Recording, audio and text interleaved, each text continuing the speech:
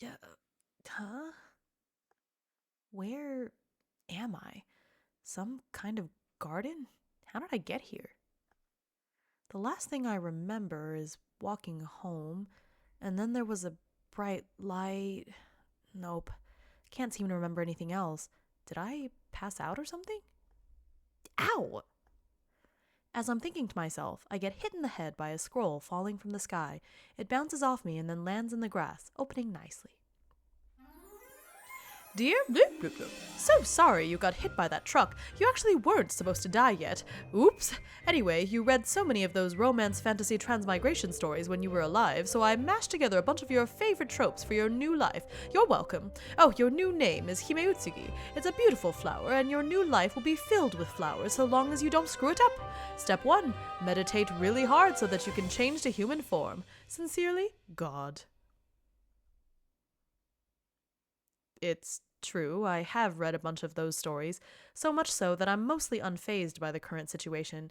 I'm not exactly happy about being dead and having to leave my old life behind, but... Wait, what does God mean by human form? It's then that I realize that my vantage point is really weird. I'm way too high up. I try to touch my face, but when I get smacked by a bunch of feathers, I realize I'm a bird. A bird? Chirp, squawk, chirp, squawk! Okay, I guess talking is out of the question. Calm down, Hime. Man, I guess that is my name now. Calm down. Focus. God said I was supposed to meditate.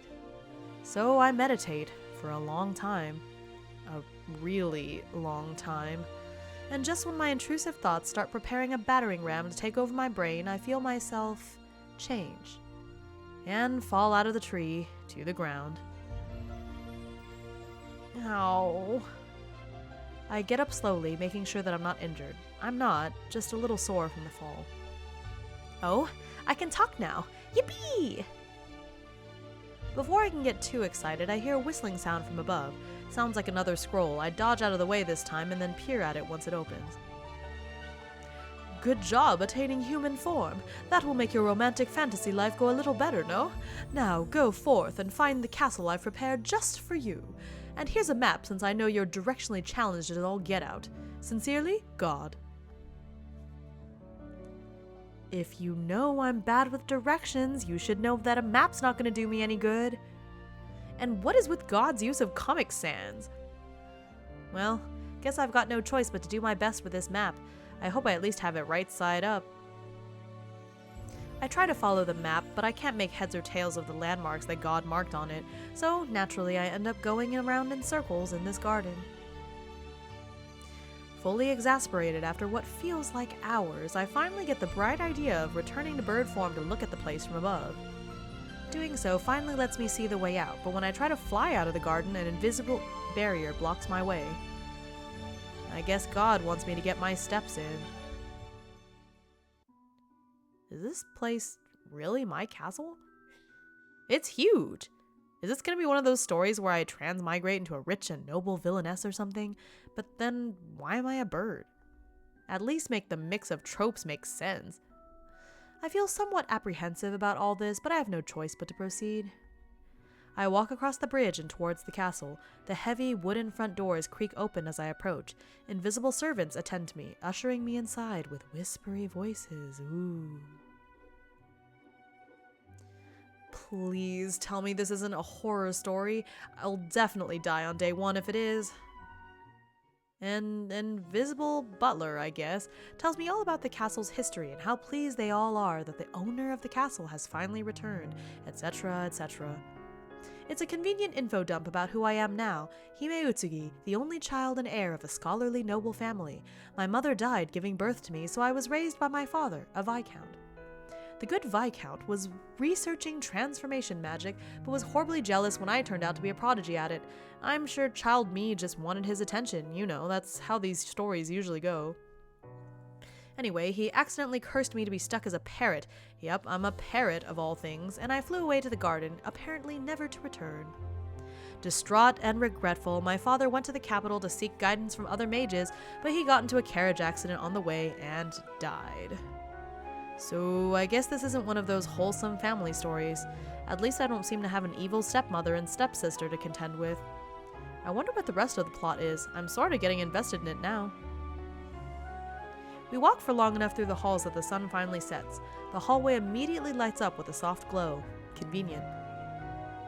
So, do I have, like, a fiancé or anything like that? Romantic fantasy transmigration trope number 1, that one. Yo-ho-ho, not anymore, you don't. What the? I back away as quickly as I can, slamming into one of the suits of armor. It falls to the ground in clattering pieces. You're actually a ghost? I thought that would have been obvious. But you were invisible before. The more we talked, the more of your mana I was infused with. I thought it was quite rude to carry on like a disembodied voice, so I materialized using the mana you bestowed. My apologies if I scared you. Yo-ho-ho. I guess he's kinda cute. He obviously means me no harm, so now that the initial surprise has worn off, I'm actually pretty okay with this. Your father was researching ghosts, too. Sure. Of course he was. So all of the servants in the castle are ghosts that your father summoned. Blah, blah, blah-de-blah. God, this is just too many tropes mixed together. So was my engagement broken? I interrupt his historical tirade. Well, you were a parrot. The crown prince couldn't be expected to make a bird his future queen, could he? Stranger things have happened in stories, you know. His new bride-to-be is a lady of a ducal family, a girl you had a bit of a rivalry with when you were very young. Okay, I get the gist of it. I think this really is a villainess story. I have to say, though, that I don't look very imposing. I looked at my reflection in the windows as we passed them, and I'm far too cute to be threatening. Ah, here is the library. This was your favorite room before you were cursed. Ooh, I can see why this was my favorite room. Yo-ho-ho! We've kept it in tip-top shape, awaiting the day of your return. We always knew you would overcome the curse somehow. I'm still not fully human, though. Can we really say the curse was broken? Just get a load of these wing ears I've got. Aesthetic? Yes, but not very practical. With the prevalence of beastmen, you'll hardly stand out. Easy for you to say. After all, the butler's a cat ghost. At least I know this world's got beastmen in it, because of course it does, if it includes my favorite tropes and all. Ow! I feel a familiar smack in the head as a scroll hits me from above.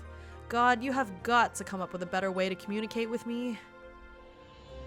By the way, I forgot to mention this earlier, but your husband in your previous life died of grief not long after you passed. Since this all came about because of my mistake, I brought him into this world too. I'm sure you'll meet again one day, if the fates will it to be so. Best of luck! Sincerely, God. Oh, P.S. I forgot what character your husband transmigrated into, but I suppose it doesn't matter since the main plot of the story doesn't start for another 100 years or so.